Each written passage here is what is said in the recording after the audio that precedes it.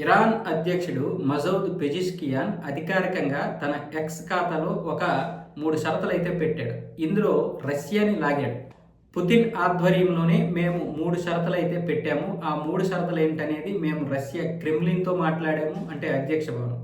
అలాగే అధ్యక్షుడు పుతిన్తో కూడా మాట్లాడడం జరిగింది. ఆ 3 కండిషన్లు ఏంటంటే ఇరాన్ హక్కులను గుర్తించాలి, రెండవది యుద్ధానికి పరిహారం చెల్లించాలి, మూడవది భవిష్యత్తు దాడులకు వ్యతిరేకంగా అంతర్జాతీయ హామీలు ఇవ్వడం. ఈ 3 షరతులను కనుక ఒప్పుకుంటే మేము యుద్ధాన్ని ఇప్పుడే ఆపేస్తాం అని పుతిన్తో మేము మాట్లాడాము అని ఎక్స్లోనైతే పెట్టాడు. ఇదే విషయాన్ని మేము పాకిస్తాన్కి చెప్పాము, భారతదేశానికి కూడా చెప్పాము అన్న విధంగా అయితే ఇప్పుడు పెజిష్కియాన్ అయితే మాట్లాడుతున్నాడు. అంటే ఈ యొక్క షరతుల గురించి క్రెమ్లిన్ అటు అమెరికాకి చెప్పాలి. క్రెమ్లిన్ కావచ్చు, గల్ఫ్ దేశాలు కావచ్చు, లేకపోతే భారత్ కావచ్చు, పాకిస్తాన్ కావచ్చు, ఎవరైనా సరే మీరు ఇరాన్ ఇజ్రాయెల్తో మాట్లాడాలి. ఎందుకంటే ఇజ్రాయెల్కి భారత్కి మంచి సంబంధాలు ఉన్నాయి. సో ఇలాంటి పరిస్థితుల్లో ఈ యొక్క ప్రతిపాదన మీరు అక్కడికి తీసుకెళ్ళి ఒకవేళ మీరు ఆపగలిగితే ఆపండి. ఈ యొక్క ప్రతిపాదనకి అమెరికా ఒప్పుకుంటుందో లేదో తెలియదు. ఎందుకు అంటే అక్కడ పరిహారం చెల్లించాలంటున్నారు. ఇప్పటికే ఇజ్రాయెల్ ఎంతో నష్టపోతే అమెరికా కూడా చాలా వరకు నష్టపోయింది ఈ యుద్ధం వల్ల. అది సామాన్యమైనటువంటి నష్టమేమి కాదు. ఇప్పటికే 2 లక్షల కోట్ల రూపాయలకు కంటే పైగానే, అంటే $22 బిలియన్, $23 బిలియన్ పైగానే నష్టపోయింది. అది కూడా అంచనాకి ఇంకా రాలేదు. ఇదంతా కూడా కేవలం ఒక చిన్న అంచనా మాత్రమే. ఈ యొక్క డబ్బు అనేది మొదటి 2 రోజులకే $5.6 బిలియన్, అంటే 51,000 కోట్ల రూపాయలు ఖర్చు పెట్టింది. ఇప్పుడు మళ్ళీ యూరప్ దేశాలను కూడా ఇందులోకి లాగింది. వాళ్ళు రాకపోయేసరికి వాళ్ళ స్థావరాలను ఉపయోగించుకుంటుంది.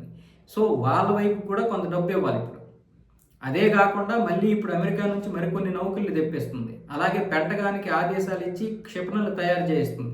ఇదంతా ఎంత డబ్బు?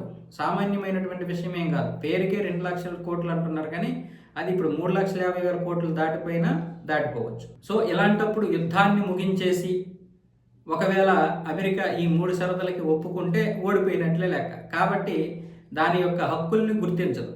ఎందుకు? సుప్రీంనే ఒప్పుకోవడం లేదు అమెరికా. సుప్రీంనే ఒప్పుకోకపోతే ఇంకా హక్కుల్ని ఎలా గుర్తిస్తుంది? హక్కుల్ని గుర్తించాలంటే సుప్రీంని ఒప్పుకోవాలి.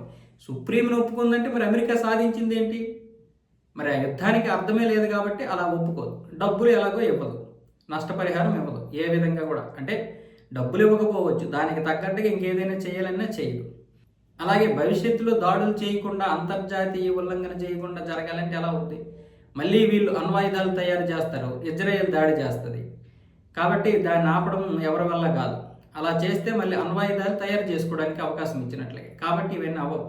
ఇప్పుడు రంగంలోకి రష్యాని దింపినా, పాకిస్తాన్ని దింపినా, భారతదేశాన్ని దింపినా యుద్ధం అయితే ఈ విధంగా అయితే మాత్రం ముగింపు పలకదు.